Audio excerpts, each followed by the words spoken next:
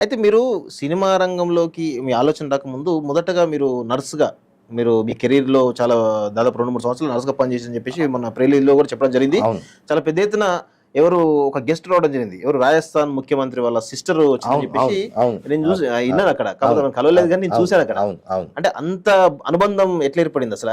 అసలు నర్సింగ్ ఫీల్డ్‌కి ఎందుకొచ్చారు? అదే. అంటే నేను మొదటి నుంచెల్లి సినిమా నేను బేసిక్‌గా సింగర్‌ని. అవును. ఓహ్! సింగర్ నేను మంచి సింగర్‌ని నేను. ఓకే. అంటే నేను స్కూలింగ్ అయిపోయేదాకా హ్మ్. ఒక 20, 25 కాంపిటీషన్‌లో పార్టిసిపేట్ చేశాను. ఓహ్!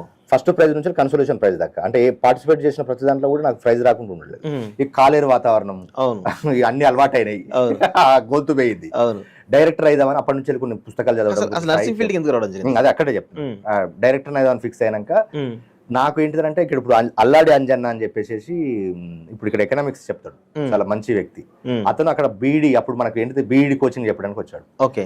ఆయన మా అన్న ఫ్రెండ్ యాక్చువల్‌గా. మా అన్న వాళ్ళ ఫ్రెండ్స్. అంటే మా అన్న వాళ్ళు అప్పుడు బీఈడీ కోచింగ్ తీసుకుంటున్నారు. హ్మ్. ఆయన సజెస్ట్ చేసిండు, బ్రదర్ నీ దగ్గర మంచి టాలెంట్ ఉంది. హ్మ్. నువ్వు ఫస్ట్ అంటే నీవు ఏదో ఇప్పుడు నీ కెరియర్ ఎటుపోతుందో ఏం డిసైడ్ చేస్తున్నావు కరెక్ట్ గానీ హ్మ్. నువ్వు బతకడానికి మాత్రం ఒక మంచి ఉపాధి దొరుకుతుంది. ఈ ఇంటర్‌లో అప్పుడు వొకేషనల్ కోర్సులు వచ్చాయి. అవును. ఆ అవును. వొకేషనల్ కోర్స్ చేస్తే నీ లైఫ్ బాగుంటుంది అని చెప్పేసానంటే హ్మ్. అప్పుడు నేను మళ్ళీ 10th ఎగ్జామ్స్ కట్టి పాస్ అయ్యి హ్మ్. మళ్ళీ ఆయన హెల్ప్ తోటి అట్లా వొకేషనల్ కోర్సులో జాయిన్ అయ్యి హ్మ్. అప్పుడు నేను మెడికల్ ఫీల్డ్కి వచ్చాను. ఓకే.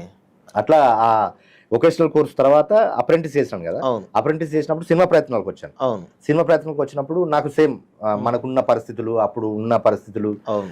మనకున్న క్వాలిఫికేషన్స్ అవును. ఇవి సరితూగవు అని చెప్పేసి అవును. నేను నా ఫ్రెండ్ ఇద్దరం కలిసి వచ్చాను. హ్మ్. నువ్వు ప్రయత్నాలు చేయరా, నేను ఫీడింగ్ ఇస్తాను, మళ్ళీ నువ్వు సెటిల్ అయినాక మనం ఇద్దరు వెళ్ళిపోవచ్చు. ఎందుకంటే అప్పటికి ఈ ఫ్రెండ్ సపోర్ట్ చేస్తే వచ్చిన తర్వాత వాడు వచ్చిండు అనే ఇలా సక్సెస్ స్టోరీ ఇలా విన్నాం కదా. అవును. అట్లా మేము అనుకున్నాం. అట్లా అనుకొని అప్పుడు నేను వాని ప్రయత్నాలు చేయమని అప్పుడు నేను వెళ్ళి అక్కడ రాఘవ హాస్పిటల్లో నర్స్గా జాయిన్ అయినాను. ఓకే. అక్కడ ఒక 2 years వరకు పనిచేశాను. ఓకే. ఆ 2 years వరకు పనిచేస్తే ఈ 2 years లో వీడు అట్నే ఉన్నాడు. హ్మ్. వీడు ఏం ప్రయత్నాలు మనతోటి అదే ప్రాబ్లం అన్నతోటి. అవునవునవును. అంటే కష్టపడే తత్వాన్ని వాళ్ళు ఏంటిదంటే నేర్చుకొని ప్రయత్నం చేద్దాం అనేదాన్ని కాకుండా ఏదో భ్రమంలో బతుకుతాంటారు అని చెప్పేసి అట్లా అనిపించింది. ఓకే. అట్లా నేను ఆ నర్సింగ్ ఫీల్డ్ లో